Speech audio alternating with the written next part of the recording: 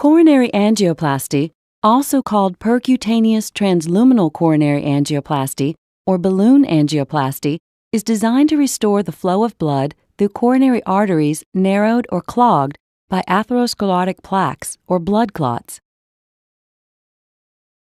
When you arrive at the hospital, an intravenous line will be started. You will be placed on a heart monitor and you will be given an oral or intravenous sedative to help you relax. Most coronary angioplasty procedures last between 30 minutes and 3 hours. The doctor numbs the skin in your groin area and inserts a needle into your femoral artery. Once the needle is placed, a guide wire is passed through the needle and gently guided through the arterial system to the heart. The needle will be withdrawn and exchanged for a small flexible tube called a sheath, permitting access to your femoral artery. At this point, you will be given a blood thinner to reduce the risk of blood clots. Next, a soft, flexible catheter is slipped over the wire and threaded up to the heart. The procedure is monitored using a continuous X-ray imaging device called a fluoroscope.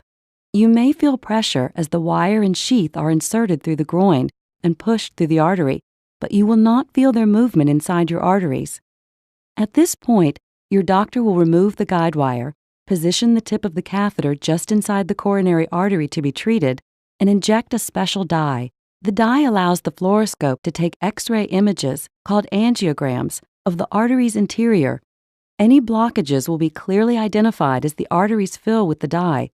You may feel flushed or slightly nauseated when the dye is injected.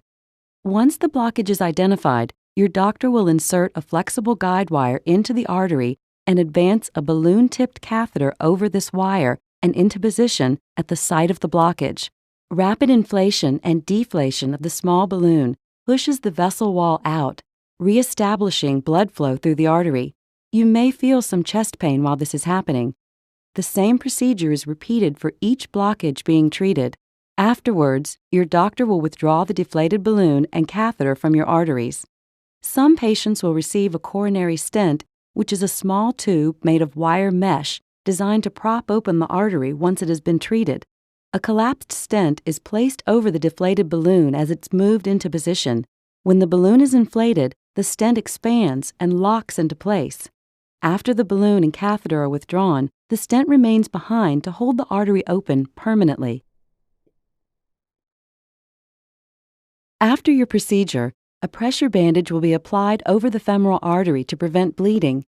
You will need to lie on your back for several hours, during which time you will be checked periodically for any signs of bleeding or chest pain.